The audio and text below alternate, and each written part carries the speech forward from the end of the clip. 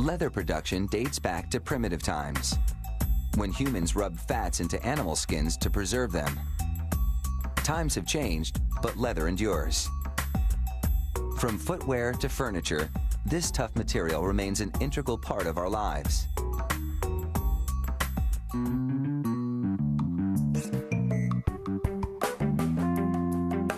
This leather comes from the hides of cows killed for meat.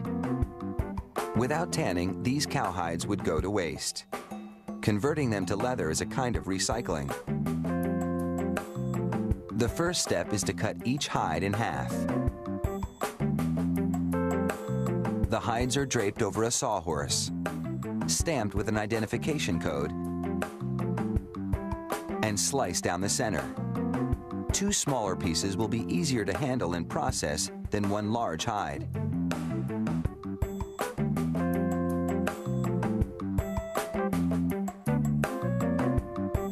Hundreds of these hide halves are loaded into a modified cement mixer for some serious hair removal.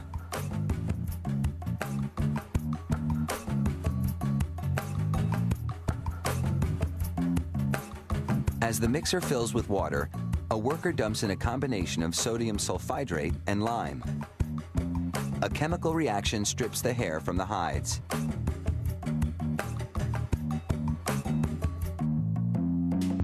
The hairless hides now get an acid bath to prepare them for the tanning process.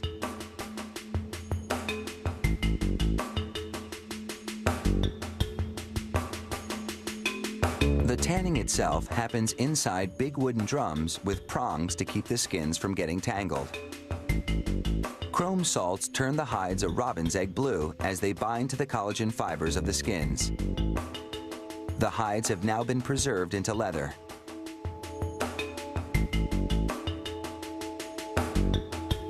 Next, the pieces are fed, grain side up, into a machine that slices the leather to an even thickness.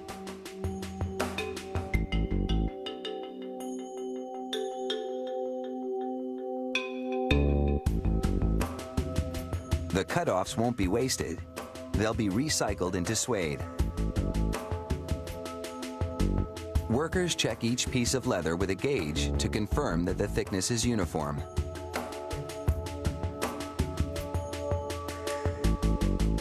Now, it's back into the wooden drums for a second tanning, this time using a solution of vegetable extract, tree bark, and water.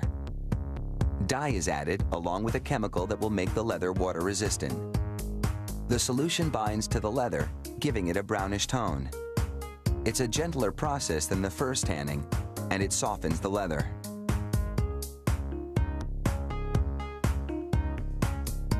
Now, a mixture of starch and water is brushed onto the tanned hides.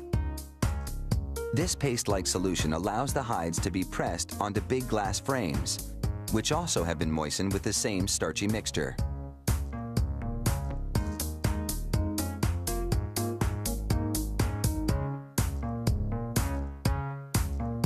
This process allows the leather to dry flat.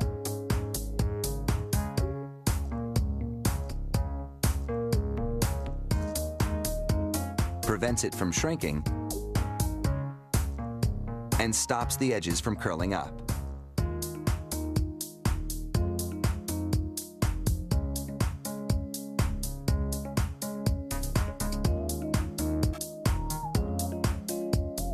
After 4 hours in a dryer, it's time to remove the leather. It easily peels away from the glass.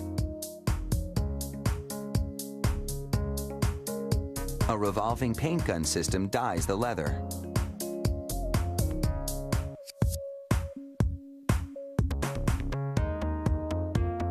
And now it's time for the finishing touches.